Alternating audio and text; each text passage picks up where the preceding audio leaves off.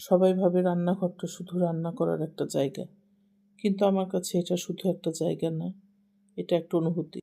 যেদিন মনটা একটু চুপচাপ হয়ে যায়, কাউকে কিছু বলতে ইচ্ছে করে না, আমি আস্তে করে রান্নাঘরে চলে যাই। চুলার আগুনটা জ্বালাই, আর মনে হয় ভেতরের অগোছালো ভাবনাগুলোও ধীরে ধীরে গলে যাচ্ছে। সবজি কাটার সময় আমি শুধু সবজি কাটি না, কেটে ফেলি অপ্রয়োজনীয় চিন্তাগুলো। মশলা মেশানোর সময় আমি শুধু স্বাদ বাড়াই না, নিজের দিনটাকে একটু সুন্দর করে গুছিয়ে তুলি। এই ছোট রান্নাঘরটায় আমার নিজের সাথে কাটানো সবচেয়ে কাছের সময়। এখানে কোনো তাড়া নেই, কোনো অভিনয় নেই। আমি যেমন ঠিক তেমনই থাকতে পারি। রান্না করা আমার শখ, কিন্তু তার থেকেও বেশি এটা আমার শান্তির জায়গা। হয়তো অন্যদের কাছে এটা সাধারণ একটা রান্নাঘর, কিন্তু আমার কাছে এটাই সেই জায়গা যেখানে আমি প্রতিদিন একটু একটু করে নিজেকে খুঁজে পাই। আর একটা সময় আসে যখন রান্না করতে করতে হঠাৎ থেমে যাই আমি। চামচটা হাতে থাকে, চুলায় কিছু ফুটতে থাকে, কিন্তু আমার মনটা তখন অন্য কোথাও। মনে পড়ে যায় কিছু পুরনো মুহূর্ত, কিছু মানুষ যাদের জন্য একসময় খুব যত্ন করে রান্না করতে ইচ্ছে করত। হয়তো তারা এখন আর কাছে নেই, কিন্তু অভ্যাসটা থেকে গেছে। ভালোবাসা দিয়ে কিছু তৈরি করার অভ্যাস। তখন বুঝতে পারি রান্না শুধু পেট ভরানোর জন্য না, এটা আসলে মনের একটা ভাষা।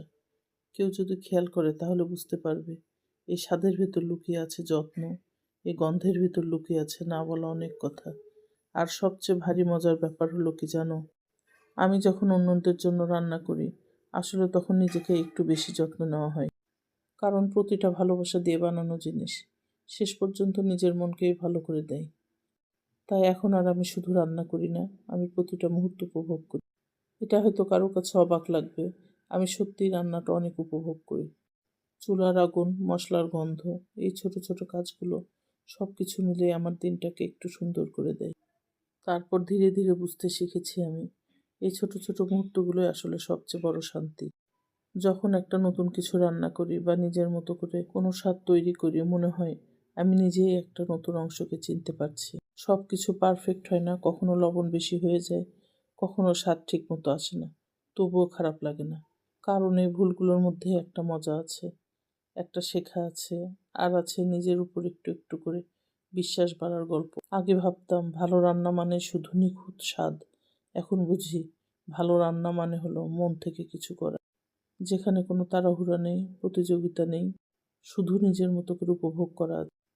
আর এই জন্যই হয়তো দিনের শেষে যত ক্লান্তই থাকি না কেন, রান্নাঘরে এসে দাঁড়ালে সব কিছু আবার আগের মতো একটু সহজ মনে হয়। কারণ এখানে আমি কিছু প্রমাণ করতে আসি না, আমি শুধু থাকি নিজের মতো করে। আর একটা সত্যি কথা বলি, রান্না করতে করতে অনেক সময় আমি নিজের মনটাকেও বুঝতে শিখি। কখনো বুঝি আমি একটু বেশি ক্লান্ত, কখনো বুঝি আমি একটু বেশি একা অনুভব করছি, কিন্তু আমি থেমে যাই না। চুলার সামনে দাঁড়িয়ে থাকলেও মনে হয় আমি নিজের জন্য কিছু ভালো করছি। এই ছোট ছোট কাজগুলো, এই নরম গন্ধ, এই গরম ভাব, সব কিছু মিলে একটা অদ্ভুত শান্তি তৈরি করে।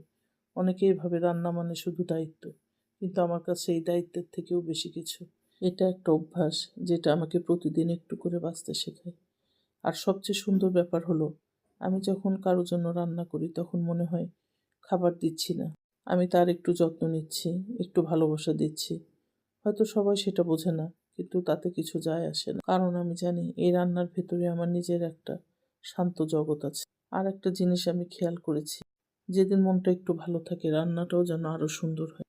রান্নাঘরটা আমার কাছে শুধু রান্নার জায়গা না, এটা আমার সেই নীরব জায়গা যেখানে আমি প্রতিদিন একটু একটু করে শান্ত হয়ে যাই।